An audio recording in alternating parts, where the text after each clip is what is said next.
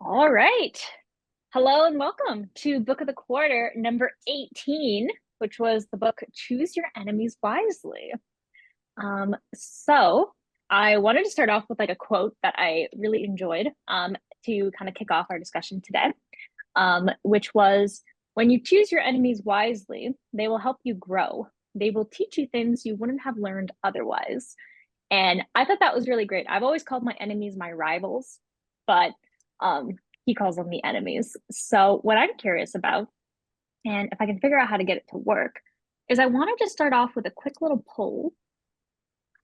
We're going to see if it works, if I set this up properly. And I think it's anonymous. I don't know. But I'm very curious because this book was very business business oriented, and I'm curious to see, like, did you like the book? Did you not like the book? If you didn't like the book, I'm very curious about why. And if you did like the book, definitely like to hear it because I think there's so many like diverse perspectives that we could have on this. So, how many are there of us? Oh, I haven't voted. That's what the number is. 8 out of 10 people.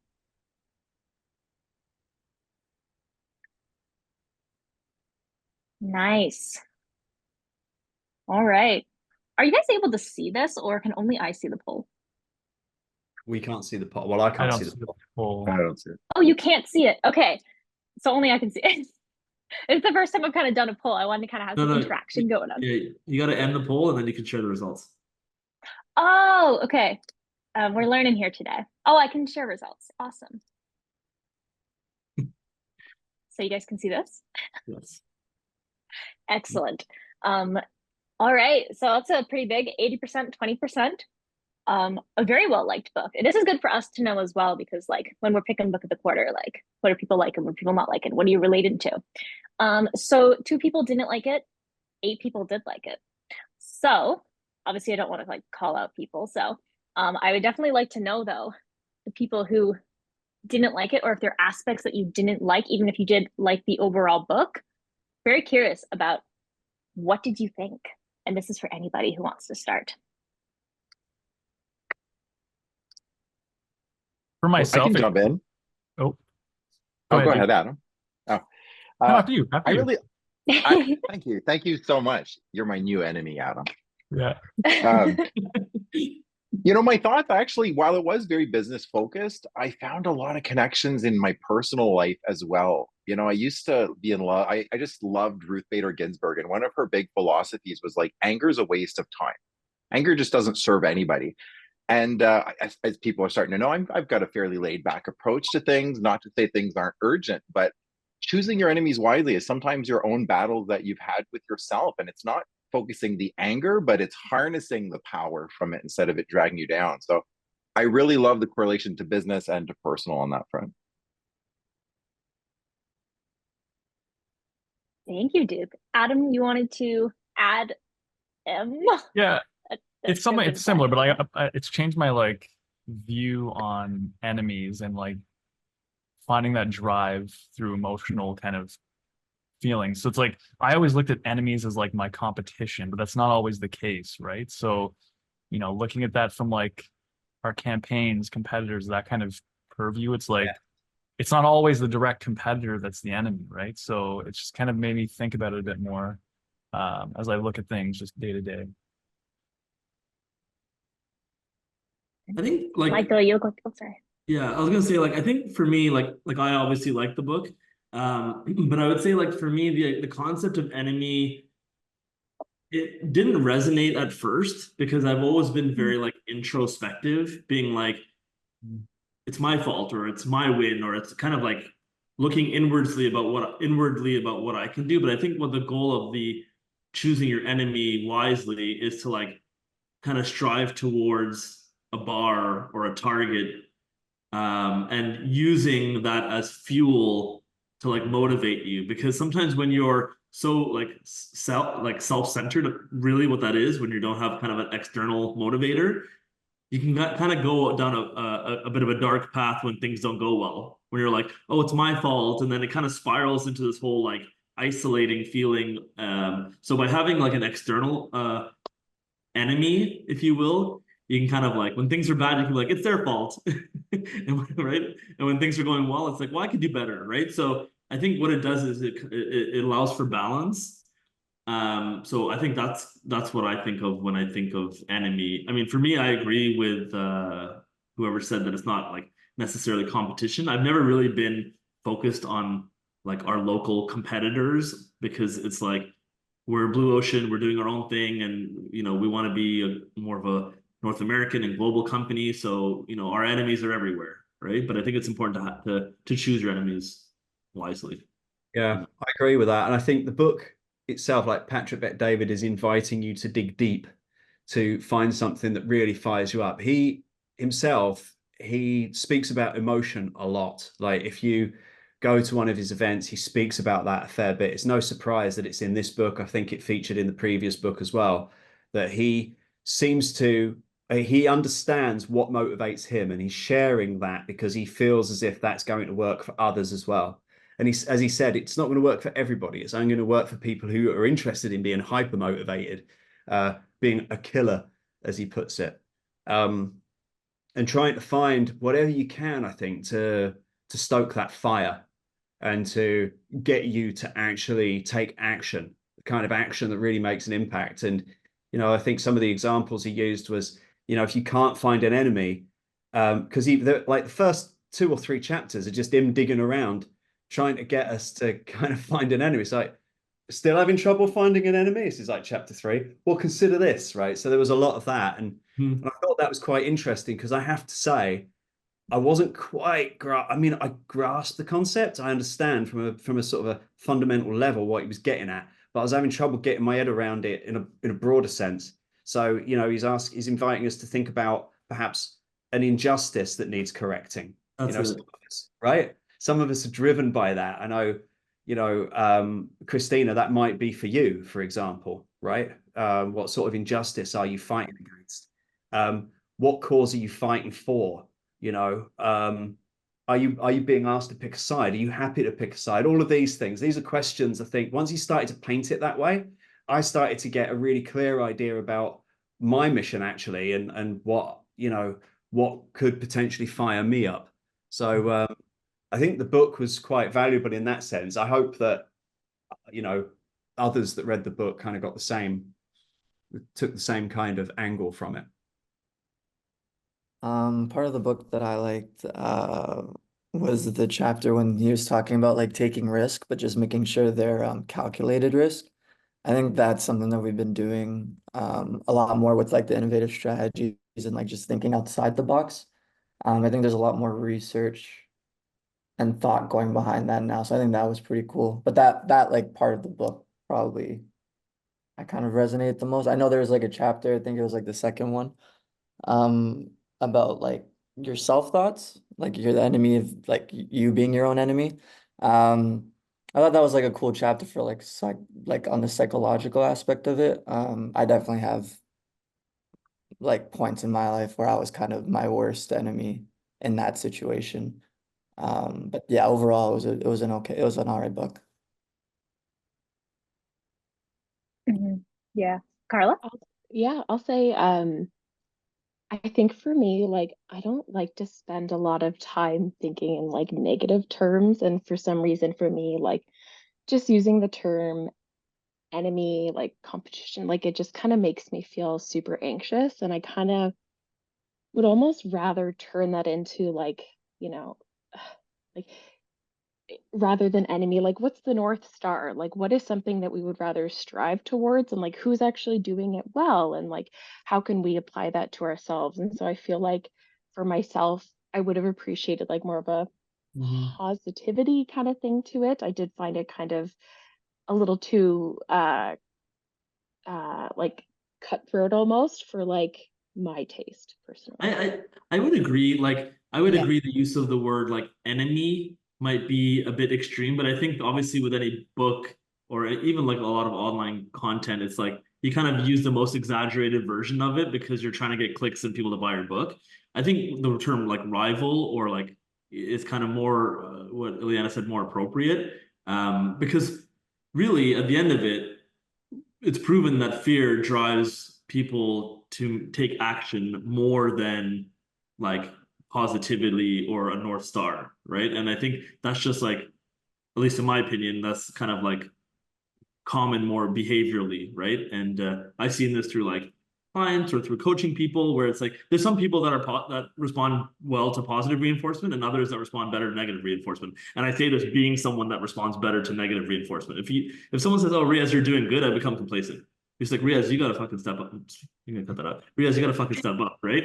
Then it's like I'm gonna pay attention to that, right? So I think also the word audacity is also like, oh, audacity. Like when I saw that, I was like, oh, like that's right. So I do agree that it's a bit extreme with the word enemies, but I also think that like that kind of anxious feeling is a trigger to get people out of their comfort zone to take action for the But right like type of fear personality. and anxiety at the expense of what though? I guess was what really made me uncomfortable. Like, is that the best for people to work kind of condition under fear and anxiety?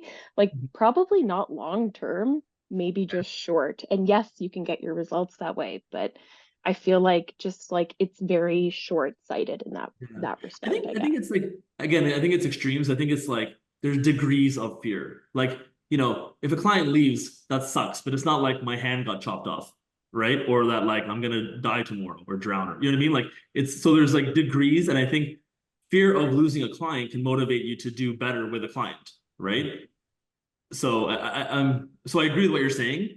And I think it's healthy. It's healthy that we're having the conversation, right? So we can kind of put it out there. But I think it's more of like degrees of fear versus like black and white. I think also the fear that spins around in your mind, the fear that you can't really identify, that maybe there are many fears that live within us on a regular basis, lots of different things that make us anxious. I think what PBD is getting at is identifying that one thing and then focusing on it intensely. Yeah. I also think like, you know, like I think the word enemy is extreme, right? Like in terms of, for me, like who knows? There's probably someone on this call that I said something the wrong way or looked at them the wrong way, and I became their enemy until like they could prove me wrong, right? You know, like even Carla, a conversation you might have, you might leave us being like, like Riaz really wants me to prove the point, right? So I'm not saying we're enemies, right? Because that's extreme, but it might trigger us to be like, I'm like kind of motivated to want to show Riaz that like this, like my argument holds true, right? And like we can agree to disagree, but I think it's healthy to like have the conversation and put it out there. So yeah, I agree that the word enemy is a bit strong, but I think it's degrees. You know, Simon Sinek calls it a worthy adversary. Oh yeah, I'm gonna write that down. I like that a lot. Yeah. A lot more Simon Sinek. That's you know, you've got PBD, you got that guy. And worthy is like synonymous with like praise too. And you know, and it's like it has, yeah, I like that. Yeah.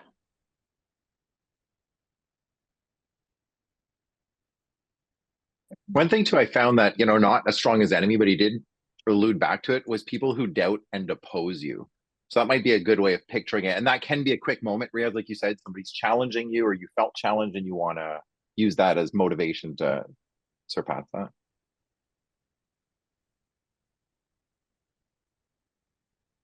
It's interesting because I didn't have a word for it before. Because like I always just thought of them. I was like, oh yeah, like for me, it's like I joke that they're my gym rivals, and my dad thought it was really funny. He's like, you have gym rivals? How do you have gym rivals? I'm like, well, I have gym rivals because they're always there, and so if I don't show up, they're still gonna be there, and I'm not gonna be there. Um, and I kind of thought about that when I was reading this book because I'm like, yeah, that's what they are. These are my gym rivals, but I have more. I prefer rivals as well. I don't want to call them enemies, because it feels like they're like villains, and they're not really villains because they're like motivators, but they're my motivative. That's why they're my rivals. And I'm like, okay, got gym rivals. I also got like there's a bunch of other rivals too. It's like, oh yeah, like I want to make sure my copy stands out above the competitor copy. So those are my rivals there, and they're rivals here. So I thought that was really good. But I don't know about I don't know what any of you find, folks, but I did not really get behind the sports analogies because I don't know anything about sports. And I thought that Tom Brady was an actor. So I was super confused, like half of the book. So I found it hard to relate to like half the book because half of it I was confused because I didn't know who he was. I And I wrote didn't about get it. You wrote that too? Yeah, I found it like very difficult at times to relate to with the examples. And I think it would have been nice to see a more of a variety in the way that you can relate to what he's saying. Like, I think he could have put himself in a lot of different shoes, maybe a bit more the shoes of women, because I did feel like there was a lot of examples that were more male focused. Yeah, I can see that. Definitely. Mhm. Yeah. So I don't Yeah. think that Oh, sorry. PVD, sorry, I jump Go in. ahead. So PVD, I think he specifically didn't write this book for everybody. Yeah. He wrote it for the audacious few. And it's few because it isn't everybody. And it was very much speaking to a very particular audience. And I don't really think I fit in that audience. I'm inherently not a very competitive person. Like all the sports that I do, they're not competitive. They're just like activities.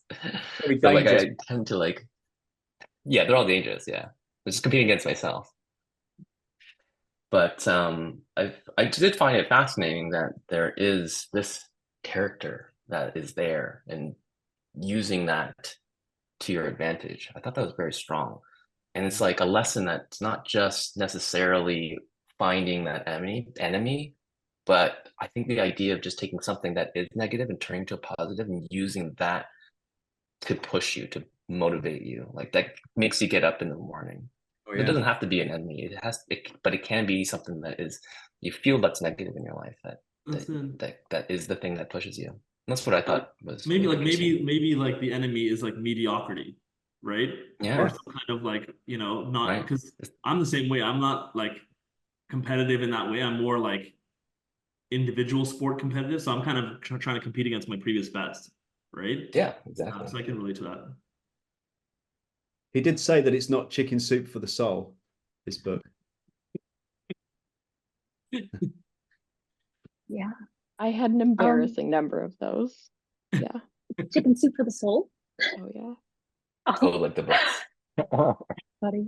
Um, so kind of thinking about like we got like our enemies or our people, which it always kind of referring back to building your story brand. You have like that one enemy, that bad guy who's kind of like fueling you.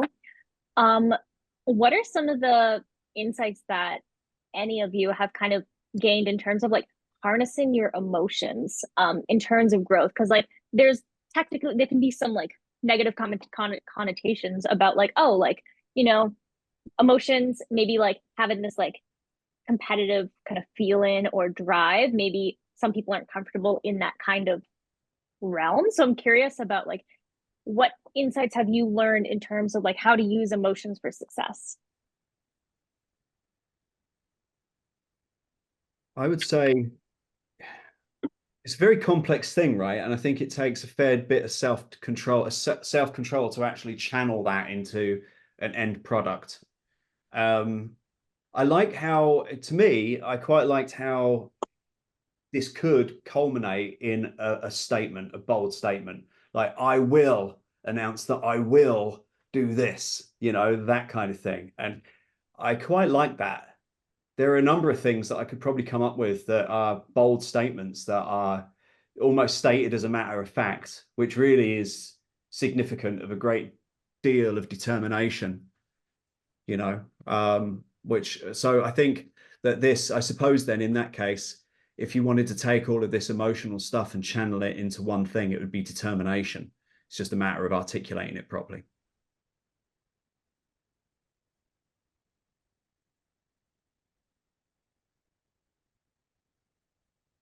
Ileana, can you repeat the question for me, please? Yes. So what insights have you learned from this book that you can use to power your emotions to help drive like your own success for the business and personally? Thank you. Yes, so I think, oh, Carla, were you, okay. So I think similarly to what we've been saying, like those emotions of fear or being nervous. So like as an example, if you're very nervous about a client call because you kind of have an inkling it might not go great, or you're you know, you have some potentially some not so great news to share. There can be like a lot of nerves around that. And I think finding a way, like to Michael's point, it's very difficult, but like finding a way to take that and make it like a positive thing. So going in confident, or organizing yourself correctly so that you're ready to tackle that challenge. So kind of like taking the negative emotion and seeing it more as a challenge and a learning, versus like nerves, anxiety, fear, and things like that, which is good, like as I mentioned, professionally, but then also like it's a great thing to do in your personal life too. I feel like personally, we always, you know, like come head to head maybe with our friends or our family, or we have to deal with things. So yeah, I think it's like a really helpful practice all around, which is nice. It's nice when you implement something in your work life, but you can also implement it in your personal life. It's kind of like a win-win. So yeah. I think like kind of building on that too, like there's a few things that I think of. One is like when Corinne was here last, or when we met with Corinne, like the whole idea of embracing the suck and like being good at building resilience. I think the book kind of echoes that in a different way, in a way that probably we're not relating to as well as we did with Corinne, if I'm being honest. I would also say that like as the company, you know, I've been doing this for 8 years now. As the company gets bigger, as the meetings that I'm on get more intense, let's just say, right? It gets, you know, there are more instances where it can be kind of like anxiety inducing or fearful, right? And I think what has helped is a few things. Being super prepared that you can be ready for anything, right? And I mean like role playing, like Duke, when you, Ileana, and I were at, and Christina were at the restaurant at Laura, like we practiced the cadence of people coming in. We put it down on a slide deck and showed the team, right? Like we walked you all through it. We answered questions. When we got there, we reinforced it. Like, you know, did it go exactly as we planned? No, like the backdrop kind of didn't really pan out because it got really crowded at the front, and then they were trying to take food up the stairs, and it's like, hey, stop taking food up the stairs. I'm trying to like say hello to people, and they're like, oh, but we want to show people the upstairs. And I'm like, stop showing people the upstairs. The room's going to be empty, right? But like in that moment, you're dealing with all of those potentially anxiety inducing elements that I just bullet pointed out for you guys.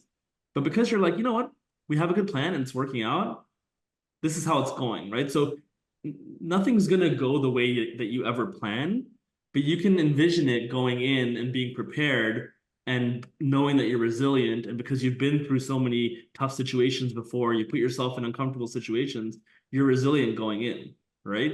It's like, I'm pretty sure Ileana is going to practice Zoom polls the next time she does one, right?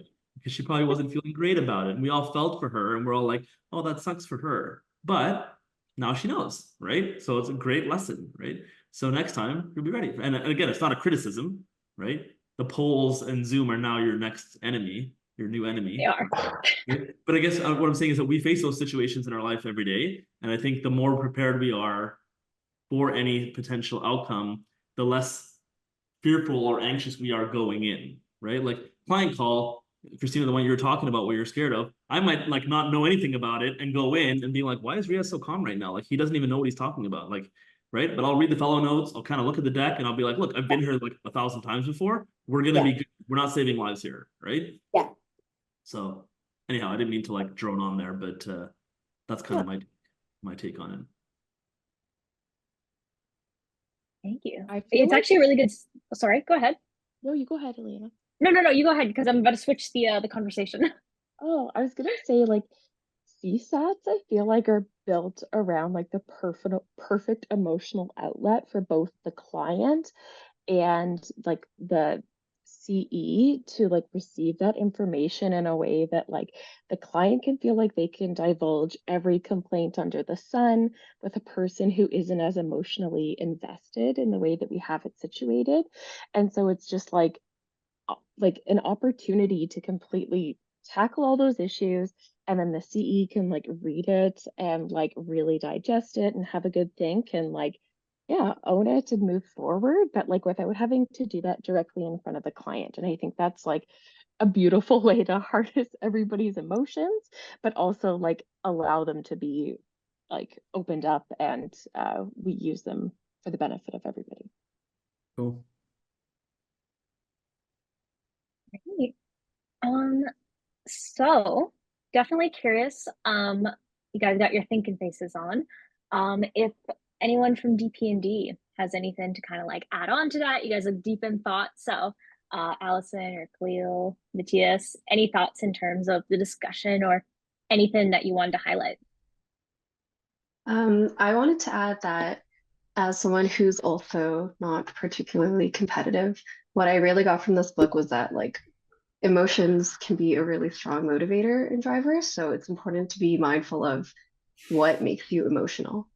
So that was my lesson from it. And I think that's actually really helpful because, um, knowing those things can help you make better decisions. Something that he actually distinguishes in the book is the difference between being like very irrational and emotional and hot-headed with your decision making versus being like passionate and purposeful, which I thought was an interesting distinction.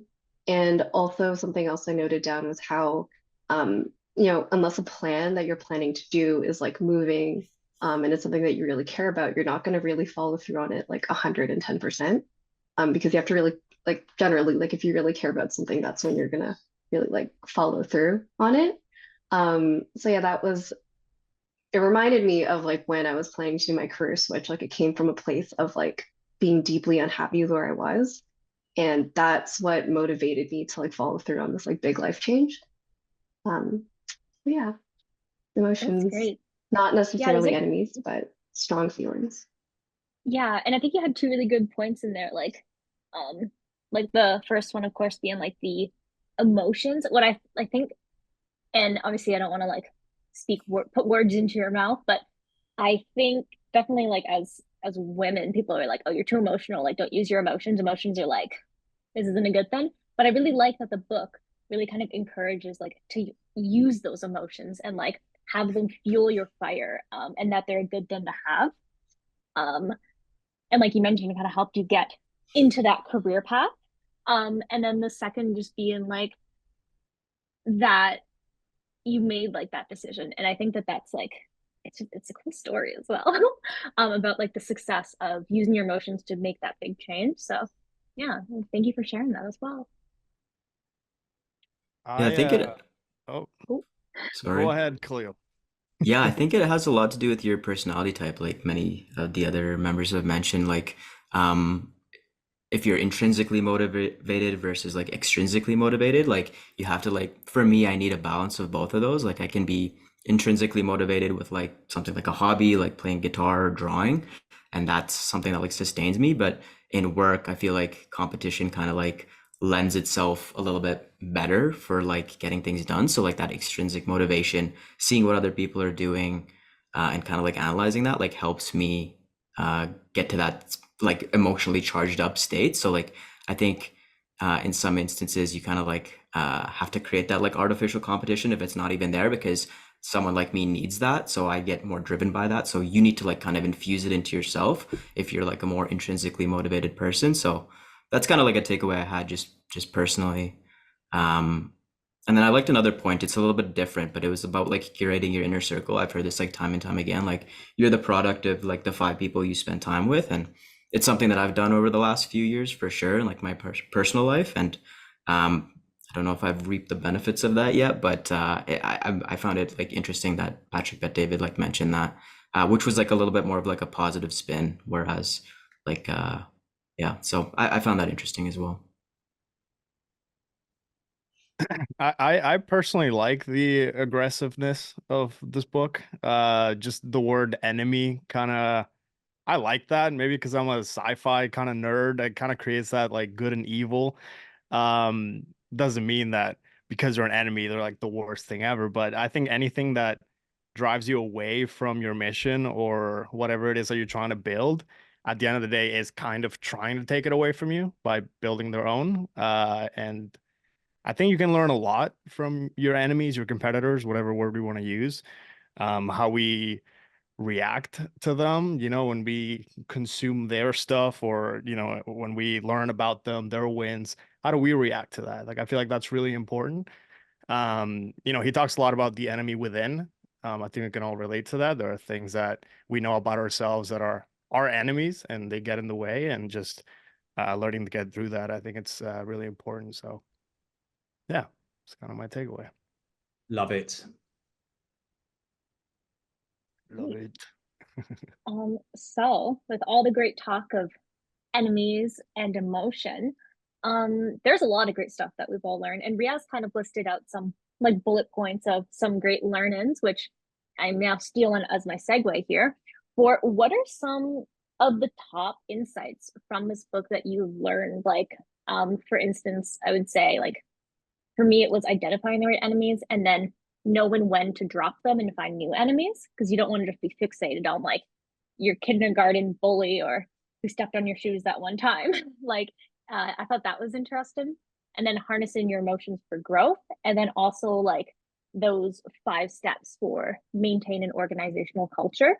I think those were 3 really great things that I learned from this book, minus the parts that I didn't like with the sports and Tom Brady, who I don't know.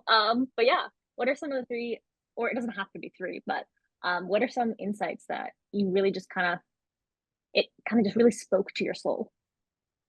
Or if it didn't, what didn't speak to your soul at all? I liked the future planning. I think now that we're doing creative concept decks and we're pitching it to the client, we're going in with like the hopes that they're gonna like it. But there could be the result that they might not like it, or the route that we take, and kind of being, I remember it's like talking about being adaptable and resilient. So if we do get presented with something like that, making sure that the emotion side of things, if you're attached to the idea that you liked or that you pitched and it didn't really follow through, you might feel a type of way. Sometimes that happens to me. But like not getting, you're letting your emotions kind of getting in the way of that. And also being prepared for that though. So if not coming to the meeting with just like 1 or 2 routes, like you have like 3, 4 different, like a backup of a backup kind of, is kind of what I took from that. But yeah. One thing I loved on a personal level that translates into work as well, but is harnessing negative emotions for positive outcomes. So it's always easy to identify kind of, I think, people or situations that, have caused those, but it's sometimes your own personal failures that'll actually haunt you the most. My own personal challenges, always wanting to lose 5 pounds, always wanting to be a bit healthier and do all these things. And instead of feeling like I'll fail because I failed 100 times, treating that like my enemy and harnessing the power from that as motivation instead of why I'm going through the same paths. Maybe take a different route, come at it from a different angle, challenge it, be more prepared, and be ready to follow through with those prior failures. I think a big thing for me was, oh, sorry, Carla. Oh no, sorry, I was just saying thanks to Duke. Oh, really? And sorry to both. I think for me, more so on like the business side, just like USPs. Like, how are you supposed to know what makes you unique if you don't know your competitors, your enemies? Like, that was so like I know it's very basic, but this book really like highlighted that for me. And you should always be in this constant cycle of like researching and seeing what others are doing, just to truly know where you can excel or where you might be doing something wrong. Really understanding kind of their strengths and weaknesses. With every great space battle in movies, they know their weakness, and they tackle that. So I think that's really important. So bringing that into your role, Matthias, would be massive. Yeah. To put that level of focus into the competition, and that would be absolutely huge for us. Absolutely. So I think that's a great learning, mate. Yeah. And just to add a little bit to what's already been said by a couple of people and give an example as well, like utilizing strong narrative. So for example, we've got IC360 call just after this, where we've kind of created more of a narrative around the creative brainstorm process. So, making sure we're prepared, right? Going back to making sure we have everything lined up and ready to go, to kind of paint that picture before we just jump into showing concepts of, hey, we thought this was a cool idea. This is a great idea. It's like we all, it's human nature to hate to fail or lose, right? So again, going back to being prepared, making sure that you're ready for, again, our calls, our meetings with clients. It definitely goes away to kind of driving us not to fear, failing, but actually embrace it and kind of push ourselves ahead. Love that. And by the way, I have seen those creative brainstorm. I saw an example of one of those creative brainstorm documents, and you're absolutely right. Like the preparation that you're putting into that now and what you're presenting to clients before you actually put the creative out there is fantastic. So if this has helped to shape that, Adam, then that's a few bucks well spent there on the book. Good stuff.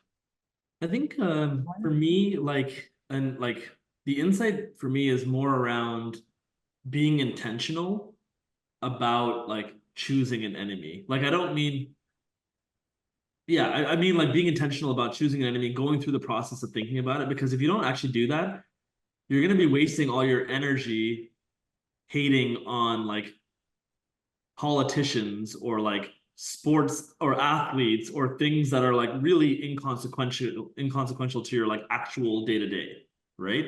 And it's like, for me, being intentional about choosing your enemies where like there are tangible outcomes that can better us as a company or me personally, right? And again, enemy is a strong word. You don't have to hate your enemy. Like now I've been going to the Good Life since we got the Good Life plan, and I see this person there and I'm like, he's like looking at me kind of funny. Like, I know I'm not the strongest guy around. I'm not like super fit. I'm not like a gym rat or whatever. But it's like, I'm just doing my thing and I'm doing it with confidence. I'm like, I don't care. Let them look. Let them wait for me. I'm not waiting for them, you know? So it's just little things like that. Or even like, starting the business. Like everyone knows I came from Post Media. Look, I love Post Media. It was literally the best job that I've ever had before this job. And I'll say that publicly, like this is a recording, right? But of course, like when I left and I started the business, was I looking at the quarterly reports every quarter and being like, we're doing a little bit better. At least we're profitable. Like at least we're doing a little bit better. I don't want their demise or despair. Like I wish them and all the people that work there the best. They're my friends, But of course, I want to like do better. They want to crush me too, right? So it's just like it's not necessarily enemy like I want to kill you. It's like enemy like let's have this fun, healthy battle to like improve ourselves, right? And that's what this game is. It's like, I'm sure, Vasti, I'm sure you come sometimes look at Fernando's campaigns being like, oh, like, how did he do that? Like, or vice versa. Like Fernando's like, oh, okay, I see what you're doing over there, V, right? So like it's camaraderie competition. That's how I look at it. It's not like taking a knife and slitting someone's throat, I think he kind of alluded to that in the book though, didn't he, really? I mean, he was talking about, there were some examples of people who he's come up against, and there was one guy I think that was in the same space as him when he came into at the very beginning, and he used that person to fuel his fire for a long time. But he made it clear that he doesn't hate the guy, and wishes him all the best. Right? I think it's the lesson is take whatever you can to fuel the fire and motivate yourself towards greatness. I think. Mm-hmm. I think anyone that like really dwells on like other people's business is inherently like not focused on their mission. Like they have some outside things that they need to take care of before they actually grow. So I feel like when it comes to choosing your enemies, it's more so about learning who you want to be in the space with, like really kind of choosing who you want to like be like, or almost like just anything that isn't really supporting you directly. Like they're supporting themselves. You're worried about growing your business or whatever it is. So that's the way I see it. Like anything or anyone that's kind of getting in the way, that's an enemy. I feel like if we're working towards the same goal, like we're not enemies. We might disagree on certain things, but we're working towards the same goal. But anyone that's not in that, it's not so good, I guess. That's the way I see it. Wanted to talk about like the building blocks too. Also, hello everybody. I'm sorry I'm late. Like I like that the building blocks in the chapter before that kind of like the big emphasis was you need logic and emotion. I think that's what I found like I guess the most applicable, at least personally for me, of all the ideas in the book. So a good example is like sometimes I'll make my strategy and it's like very logical. It's based on what worked in the past, what worked for a similar client, and then I know that logically this will work, but I like that like people need both logic and emotion. So for example, if I make that strategy and I come to Matthias and I tell him, just make it exactly this way and this design needs to be this way, that might not emotionally resonate with him. So it's like not just to motivate yourself, but also like if you make a strategy or a plan, you need to make sure it works, but also make sure it speaks to the client, where the client feels excited about it. If they're excited about it, they'll give you better creatives to work with, that the team feels excited about it. If I like tap into people's emotions or motivation for my plan, then I know like when Eliana writes the copy, she finds it meaningful and she's not just executing it because logically this will work. But I think that for me, that's a big one. And same with the creative brainstorm. Sometimes you're really excited about the creative that you don't stop to think like logically, is this the right way to go with my client?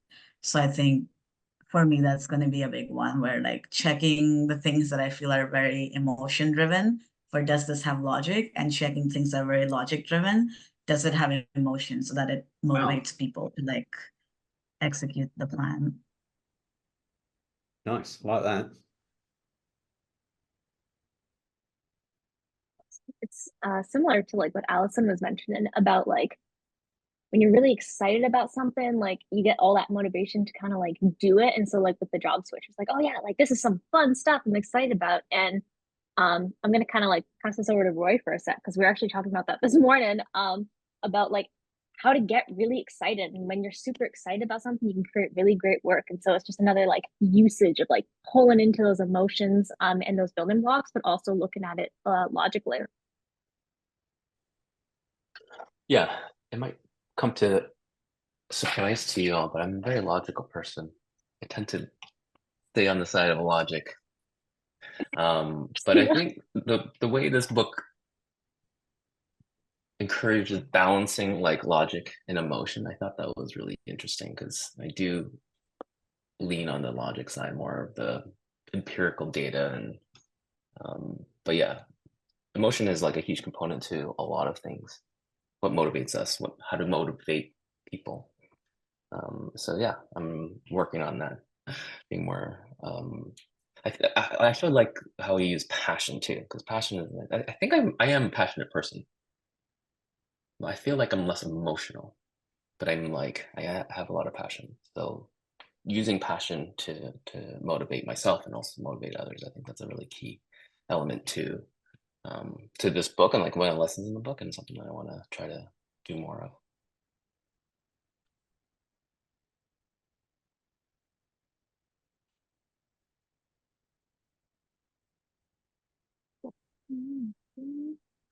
All right.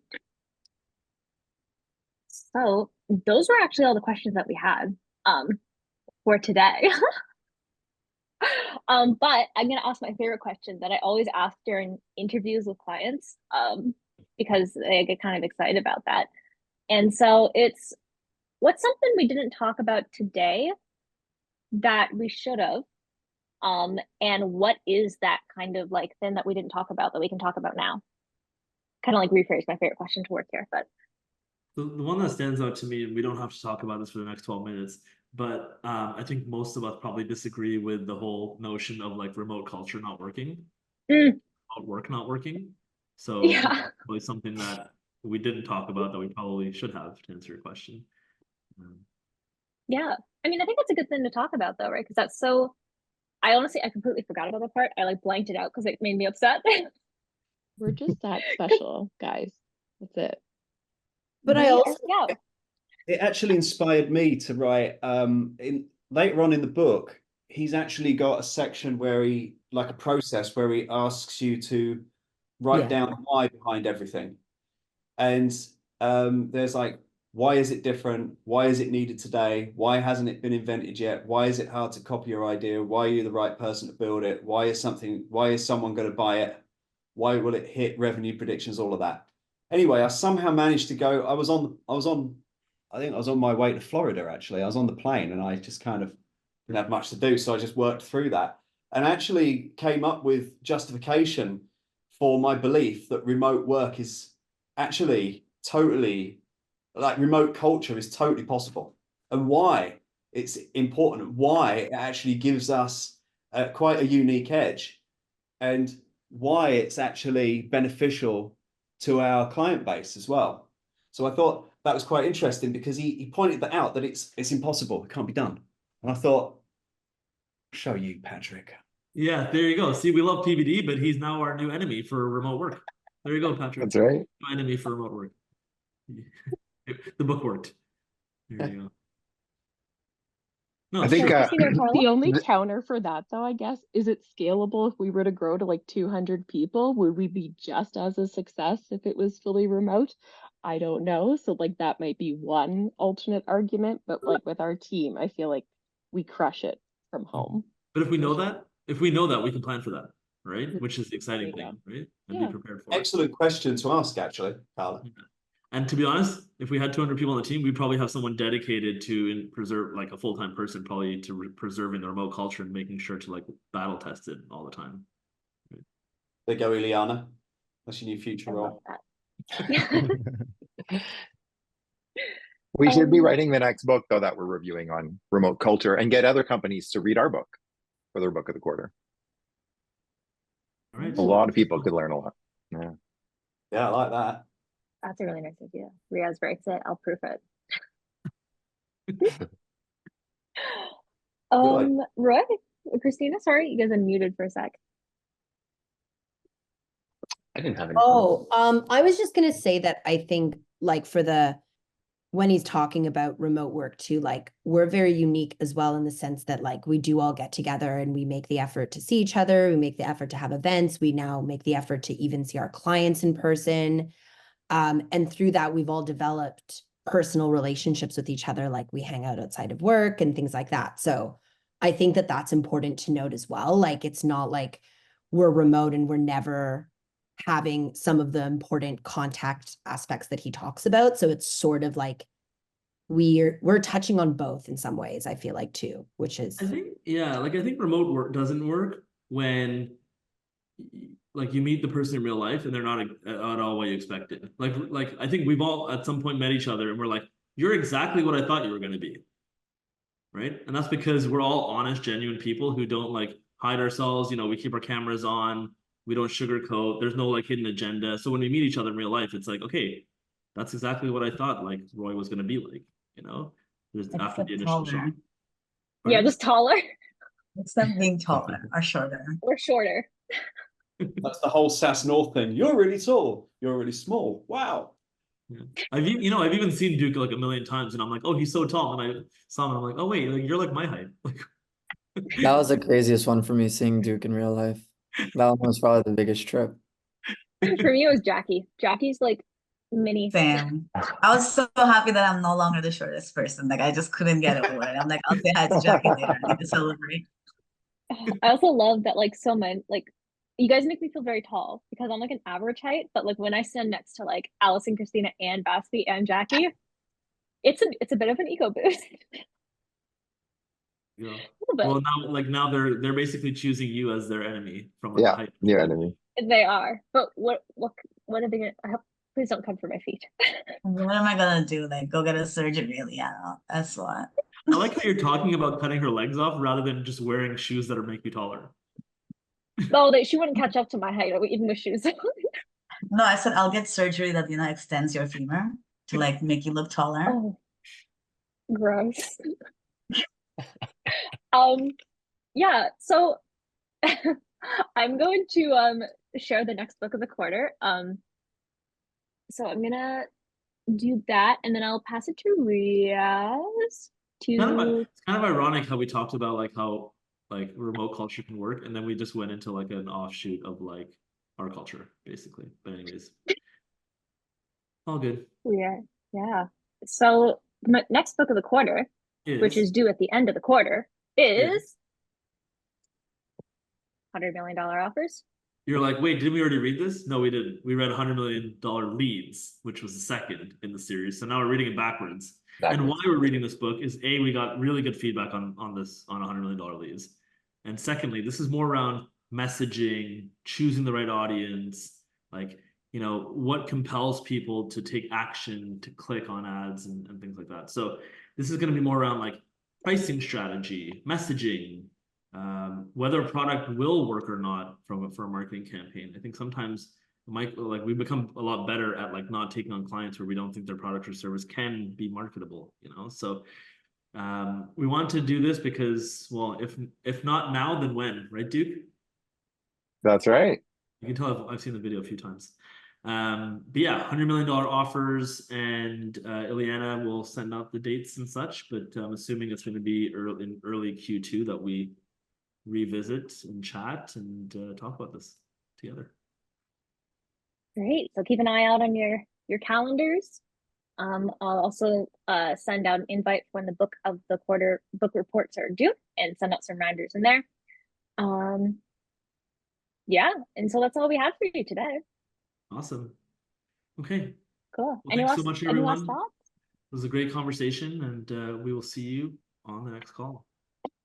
Later, guys. Cool. Thanks, Thanks so everybody. much for your Take care, time. everyone. Have a good Bye. weekend. See ya. Bye.